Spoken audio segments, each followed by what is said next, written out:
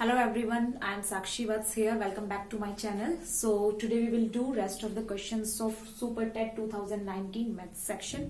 तो हमने अपनी पिछली वीडियो में क्या किया था, हमने सुपर टेट 2019 में जो आया था पेपर, उसमें जो हमारा मैथ्स सेक्शन था उसके हमने क्वेश्चन नंबर 81 टू 90 जो मैथ्स के थे वो कवर किए थे।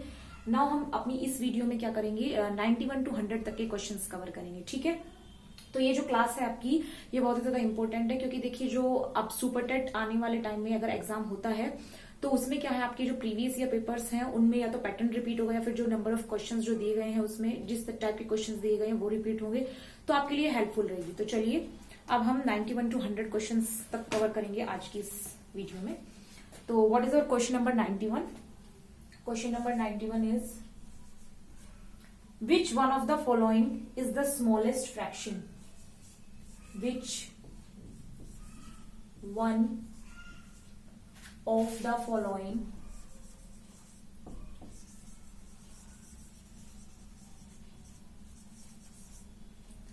is the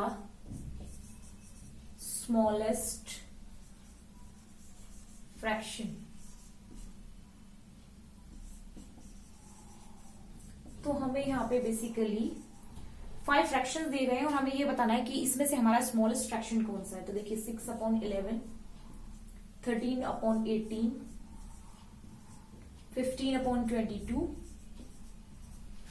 19/36 and 5/6। तो हमें क्या बताना है कि हमारे जो ये टोटल 5 फ्रैक्शंस गिवन है इसमें से हमारा स्मॉलेस्ट फ्रैक्शन कौन सा है। तो देखिए यहाँ पे मैं इनकी वैल्यूज लिख देती हूँ। 6/11 की वैल्यू है 0.54, then 0.72, 0.68, 0.52 and 0.83।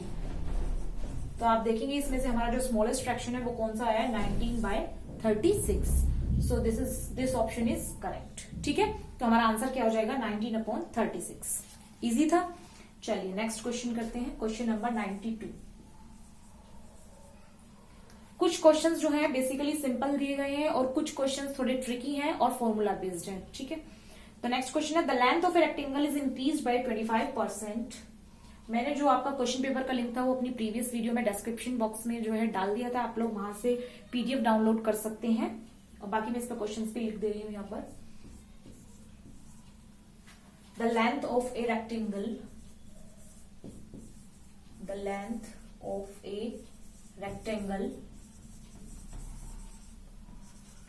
is increased by 25%, is increased by 25%. By what percent? By what percent of the breadth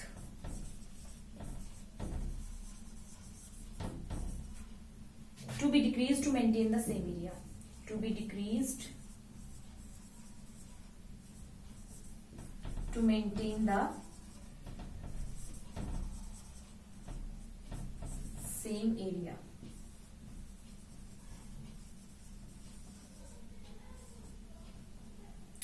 ठीक है, तो बेसिकली इस क्वेश्चन में हमें करना क्या है,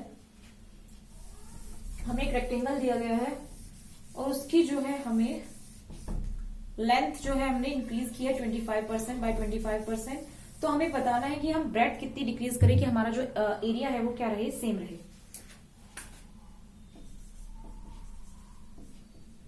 देखिए आपका एक रेक्टेंगल गिवन है, this is our rectangle, this is our length L and bread B। तो अब हमने क्या किया, हमने इसकी जो लेंथ थी उसको थोड़ा इंक्रीज कर लिया बेसिकली। तो हमें ये बताना है कि हम ब्रेड कितनी डिक्रीज करेंगे कि हमारा जो एरिया है वो क्या रहे, सेम रहे। तो सबसे पहले देखिए जो हमारा पहले लेंथ क्या है, हमने मान लिया let length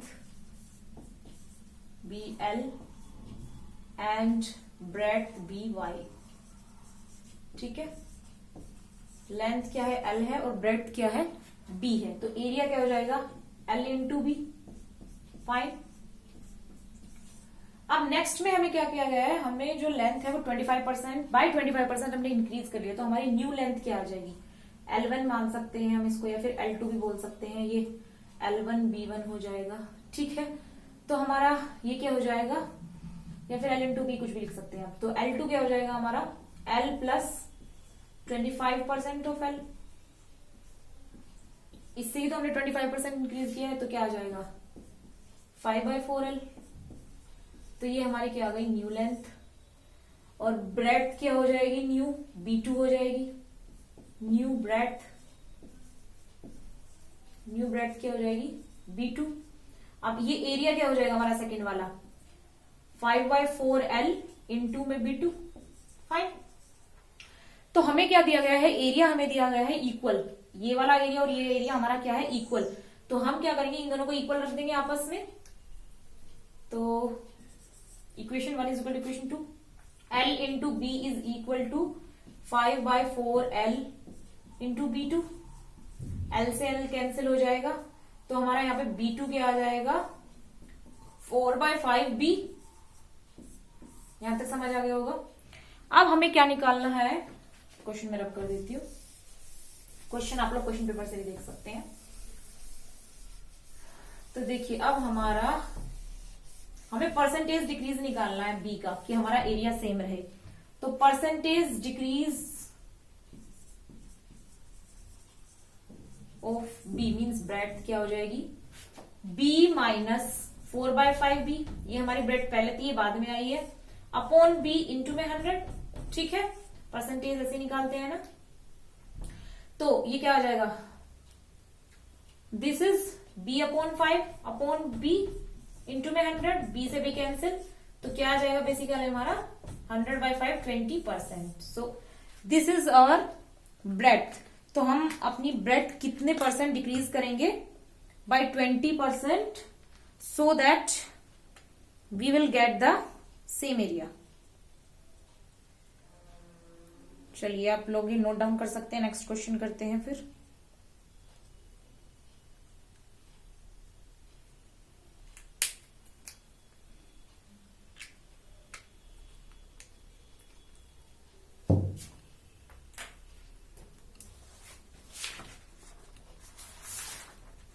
question number 93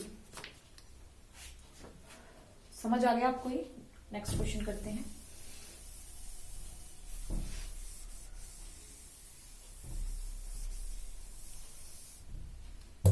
So question number 93 is 1.27 बार। 1.27 बार, इसकी हमें वैल्यू कैलकुलेट करनी है। देखिए ये हमारा टर्मिनेटिंग एंड नॉन टर्मिनेटिंग जो है डेसिमल एक्सपेंशन में मैंने एक वीडियो भी बनाई थी, और ये बेसिकली हम क्लास 9th या 10th में पढ़ते हैं ये चैप्टर। तो यहाँ पे हम कैसे करेंगे, देखिए जो 1 पॉइंट से पहले की डिजिट है वो रिमेन ऐसे ही रहेगी। यहाँ पे 27 पे बार है, तो ये हो जाएगा 27/99। ये ऐसे होता है, जितनी डिजिट्स पे आपका बार होता है उतनी ही बार हम क्या करते हैं 9 लिखते हैं नीचे। और अगर आपका एक डिजिट पे बार होगा तो 9, और फिर जिस डिजिट पे बार नहीं है उतनी क्या आ जाती है नंबर ऑफ जीरोज। ठीक है, तो या तो मैं इसी पे भी एक वीडियो बना दूंगी बाद में, या फिर मैंने शायद एक वीडियो डाली हुई हो तो आप लोग वो देख सकते हैं terminating and non terminating decimal expansion पे। तो ये बेसिकली क्या आ जाएगा आपका 99 1 99 प्लस 27/99। तो ये कितना आ गया 9 + 7, this is 16, 6 carry 1 12। So 126/99, 3 3s are 9, 3 4s are 12, 2 3 1s are 3, 3 4s are 12। So basically क्या आ गया आपका आंसर 14/11। इजी। चलिए next question. A sum of money doubles itself in 15 years with compound interest. It will become 8 times in। एक सम of money है वो double हो रही है आपकी 15 साल में कंपाउंड इंटरेस्ट के साथ, तो वो 8 टाइम्स कितने साल में होगी। ठीक है, तो बेसिकली इसका एक सिंपल सा फॉर्मूला है, ट्रिक है आप कह सकते हैं, तो आपको उससे इजीली आपका सॉल्व हो जाएगा। तो पहले मैं क्वेश्चन लिख देती हूँ। A sum of money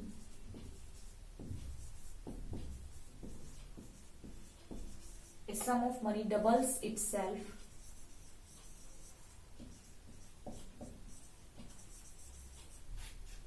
in 15 years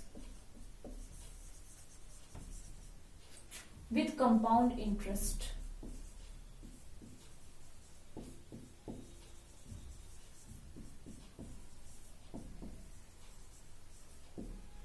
It it will become 8 times in. It will become 8 times in. देखिए इसमें क्या करना है, आपको सिर्फ एक सिंपल सी ट्रिक यूज करनी है. n2 is equal to n1 की पावर t2 बाई t1. अब ये क्या है समझा देती हूँ. देखिए यहाँ पे n1 और n2 क्या है, नंबर ऑफ टाइम्स. तो n1 क्या है, जो आपको गिवन नंबर ऑफ टाइम्स है. जैसे यहाँ पे क्या दे रखा है, डबल्स मीन्स ट्वाइस. तो ये आपका n1 क्या हो जाएगा यहाँ पर 2. n2 हमें क्या करना है, n2 भी गिवन है 8 टाइम्स, कितने साल में होगा, 8 हो जाएगा. t1 पहला जो नंबर ऑफ इयर्स दे रखा है, कितना दे रखा है, 15 इयर्स. तो दिस इज 15. एंड t2 आपका क्या हो जाएगा, यहाँ पर फाइंड आउट करना है. समझ में आ गया. यहाँ पे आपको सिर्फ यही फॉर्मूला यहाँ पर लगाना है, सिंपली सोल्व हो जाएगा. n2 क्या है हमारा 8, n1 क्या है 2 की पावर t2 हमें फाइंड आउट करना है, एंड t1 क्या है 15. अब यहाँ पे हम बेस सेम कर लेते हैं. 2 की पावर 3 हो जाएगा 8, 2 2 4 2 8, एंड 2 की पावर t2 बाई 15 सेम रहेगा ये. अब यहाँ पे बेस सेम है तो आपकी पावर्स क्या हो जाएंगी, इक्वल हो जाएंगी. तो 3 is equal to t2 by 15. तो हमारा टाइम क्या आ गया, t2 इज इक्वल टू 15 3 जा 45 ईयर्स. तो हमारा 8 गुना कब होगा, वो 45 साल में. और दुगुना कितने साल में हो रहा था, 15 साल में. आई होप आपको समझ आ गया होगा. नोट डाउन कर सकते हैं आप, काफी इंपॉर्टेंट ट्रिक है ये.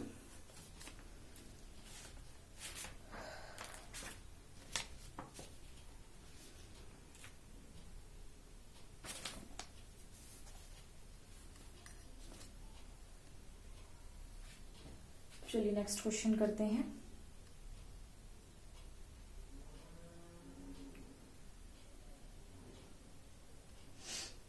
नेक्स्ट क्वेश्चन करते हैं.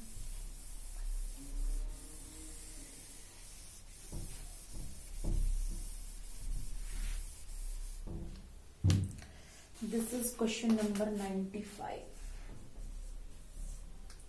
क्या है question number 95. If a raised to the power x is equal to b raised to the power y is equal to c raised to the power z and b square is equal to ac, then y is equal to. ये आपको value निकालनी है. देखिए आपको ये relation given है, ये दो, और आपको y की वैल्यू निकालनी है. यहाँ पे तो क्या करेंगे, पहले इसको इन तीनों को हम कर लेंगे. लेट a की power x is equal to b raise to the power y is equal to c raise to the power z को सम k हमने लेट कर लिया है यहाँ पे. तो हम यहाँ से देखें तो a की वैल्यू क्या आ जाएगी, k की पावर 1 बाई x. ठीक है. b is equal to k raise to the power 1 by y and c is equal to k raise to the power 1 by z.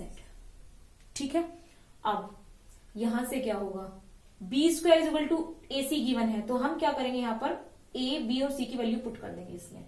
तो b square is equal to क्या है, ac. तो b की value क्या है यहाँ पर, k की power 1 by Y square, then k raise to the power 1 by x into k raise to the power 1 by z. अब यहाँ पे k raise to the power 2 by y आ जाएगा, एंड यहाँ पे बेस सेम है तो पावर क्या हो जाएगी, ऐड. तो ये क्या हो जाएगा, 1 by x plus 1 by z. अब बेस सेम है तो पावर क्या हो जाएगी आपकी, इक्वल हो जाएगी. तो 2 by Y is equal to क्या आ जाएगा, X Z x plus z. ठीक है.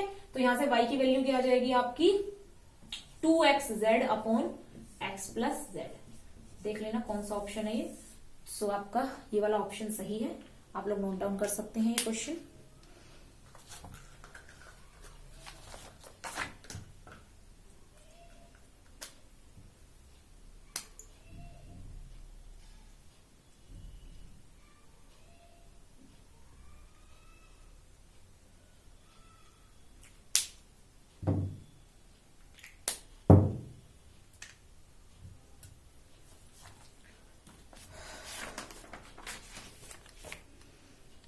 नेक्स्ट क्वेश्चन बहुत ही इजी है.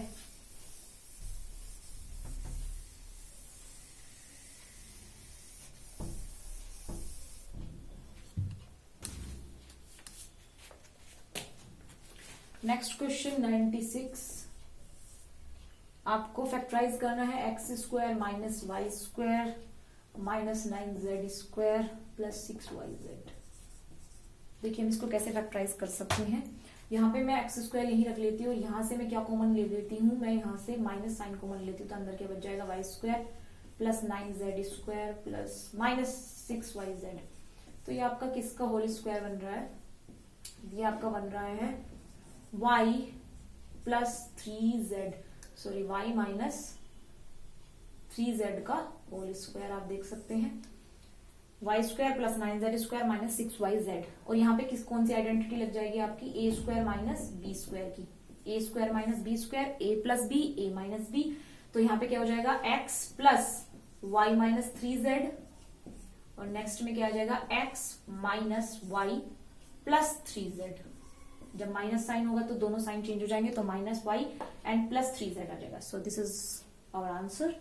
नेक्स्ट क्वेश्चन करते हैं, नोट डाउन कर लीजिए।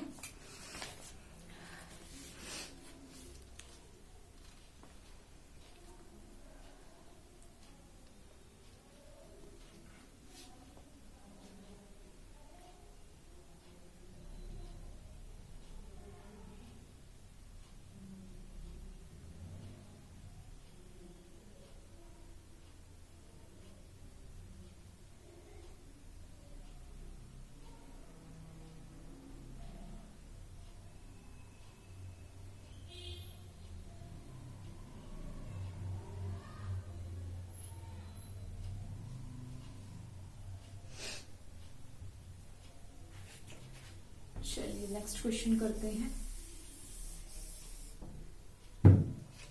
So question number 97। In a trapezium, the length of its parallel sides are A and B. The length of line joining the midpoints of non-parallel sides are. तो ये मैं question तो मैं नहीं लिख रही हूँ यहाँ पर, आप लोग क्वेश्चन पेपर में से देख लीजिएगा पीडीएफ डाउनलोड करके। ये आपका एक ट्रेपीजियम है, basically A B C D मैंने ले लिया। तो ये आपकी क्या है, दोनों पैरेलल साइड्स हैं। आपको निकालना क्या है, mid point, the length of the line joining the, हाँ जी ये पैरेलल साइड्स हैं और ये नॉन पैरेलल साइड्स हैं। तो आपको बेसिकली इनकी साइड्स की लेंथ कितनी गिवन है, ए एंड बी, ठीक है। ये इक्वल तो नहीं है, पैरेलल है ये आपकी, है ना, और ये आपकी क्या है, नॉन पैरेलल साइड्स है। तो जो आपको लाइन एक ज्वाइन करनी है नॉन पैरेलल साइड्स की, और आपको इसकी वैल्यू फाइंड आउट करनी है। तो मैं बेसिकली ये क्या मान लेती हूँ, कुछ भी एक्स वाई लेट कर लेती हूँ।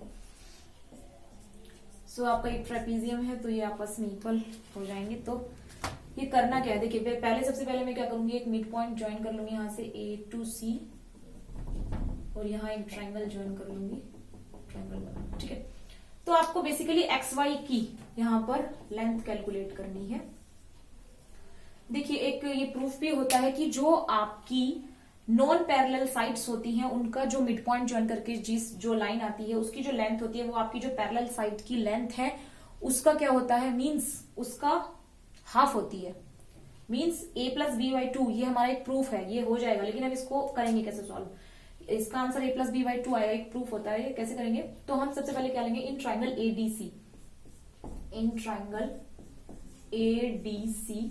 तो हमारा क्या है यहाँ पर, एडीसी में क्या है आपका, A X is equal to X D है, गिवन है क्योंकि ये ट्रेपीजियम है। तो आपका क्या होगा यहाँ पर, ये मैं पी मान लेती हूं, तो आपका एपी इज इक्वल टू क्या आ जाएगा, पीसी आ जाएगा। Converse of mid point theorem, converse of mid point theorem के कन्वर्स से आपका AP is equal to PC आ जाएगा। देन ये क्या आ जाएगा आपका, XP is equal to half of क्या आ जाएगा, सीडी के हाफ आ जाएगा ये, ठीक है। सिमिलरली जब आप क्या फाइंड करेंगे, ये एक्सपी आ गया, पी वाई भी आपका किसके हाफ आ जाएगा, सेम ऐसी प्रोसेस से हाफ ऑफ ए बी। तो हमें क्या कैलकुलेट करनी है, किसकी लेंथ कैलकुलेट करनी है, हमें यहाँ पर एक्स वाई की लेंथ कैलकुलेट करनी है। तो X Y is equal to X P plus P Y, and which is equal to half of C D plus half of A B. And what is the value of C D, C D is A, so half of A plus half of B, it means that a plus B by two. सो हमारी X Y की length क्या आ गई, a plus B by two. तो ये proof होता है that the line joining the mid points of non parallel sides is half of the sum of parallel sides. Means जो आपकी पैरेलल साइड्स होगा उनका जो सम होगा उसका हाफ होगा आपका नॉन पैरेलल साइड्स का जो मिड पॉइंट से जो लाइन ज्वाइन होगी वो। ठीक है, तो आप लोग ये इंपॉर्टेंट क्वेश्चन है, आप लोग ये नोट डाउन कर सकते हैं। फिर हमारे कितने क्वेश्चंस बचते हैं, टोटल 3 क्वेश्चंस बचते हैं, फिर वो करेंगे आपने।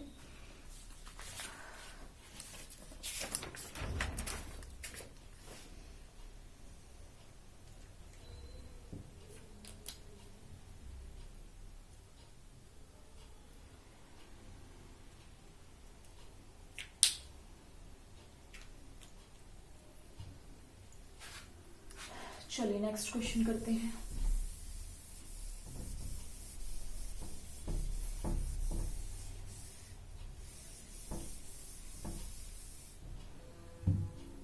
नेक्स्ट क्वेश्चन है 99।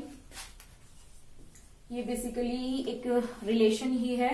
ये आपका क्लास 10th के चैप्टर 14 स्टैटिस्टिक्स का जो चैप्टर उसमें गिवन होता है, 3 median is equal to mode plus 2 mean. So this is a relation and this option is correct. Fine, ये सिंपल सा था, सीधा क्वेश्चन था। क्वेश्चन नंबर 99 कर दिया मैंने पहले, चलो कोई बात नहीं।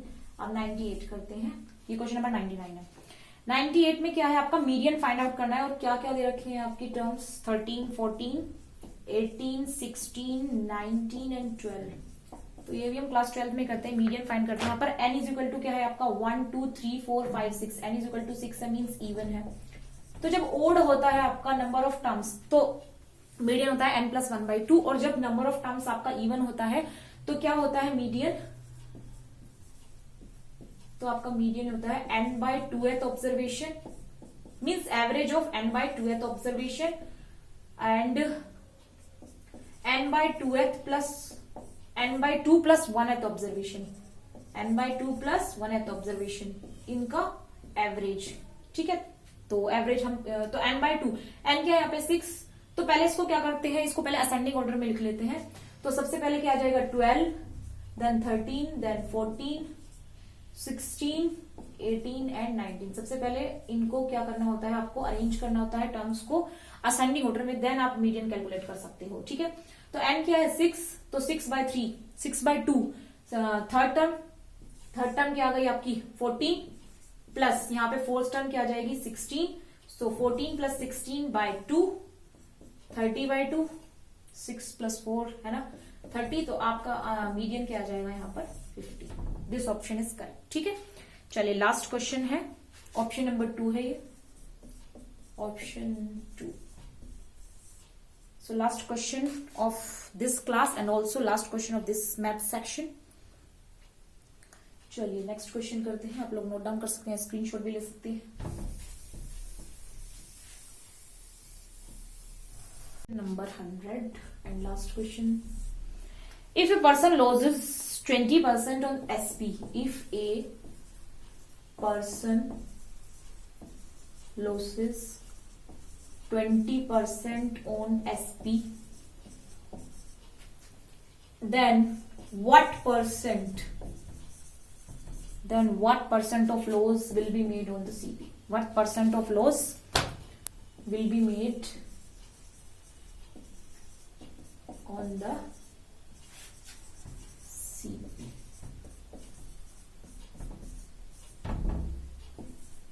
मैं एक बार क्वेश्चन देख लेती हूँ, यही है क्या? If a person loses 20% on SP, then what percent of loss will be made on the CP? Yes, this is the question. So देखिए, एक पर्सन जो है उसको 20% लॉस हो रहा है एसपी पे, तो आपको निकालना है कितने परसेंट लॉस होगा उसको सीपी पे। तो सबसे पहले हम क्या करेंगे, एसपी को 100 लेट कर लेंगे, तो let SP is equal to 100। Then आपका लॉस एसपी पे हो रहा है ना, तो 20% ऑफ 100 क्या आ जाएगा 20 ही, तो लॉस कितना आ गया 20। अब हमें पता है सीपी क्या होता है हमारा, एसपी प्लस लॉस, तो ये कितना आ जाए आपका 100 प्लस 20, दिस इज 120। तो सीपी कितना आ गया 120। अब हमें क्या निकालना है, लॉस आपका सीपी पे निकालना है, तो लॉस परसेंट, लॉस कितना है 20 सीपी पे, तो 20/120 इंटू में 100, क्योंकि किस पे निकालना है लॉस, सीपी पे निकालना है, और सीपी कितना आ गया 120, तो 20/120 इंटू 100, 0 से 0 कैंसिल। ठीक है, 2 6 12, 2 10 20, 2 3 6, 2 5 10, सो 50/3%, इतना लॉस परसेंट होगा आपको सीपी पे। तो आप देख लेंगे कौन सा ऑप्शन है, So this option is correct. So our math section of super TET 2019 का जो पेपर था उसका मैथ सेक्शन हमने टोटल अपने 81 से 100 तक क्वेश्चंस जो है कंप्लीट कर लिए हैं. तो I hope this video will be helpful for you. तो मैं आपके लिए वीडियो हेल्पफुल रहेगी, यही उम्मीद करती हूँ. So if you like this video, then please hit on the like button and also subscribe my channel. Thank you.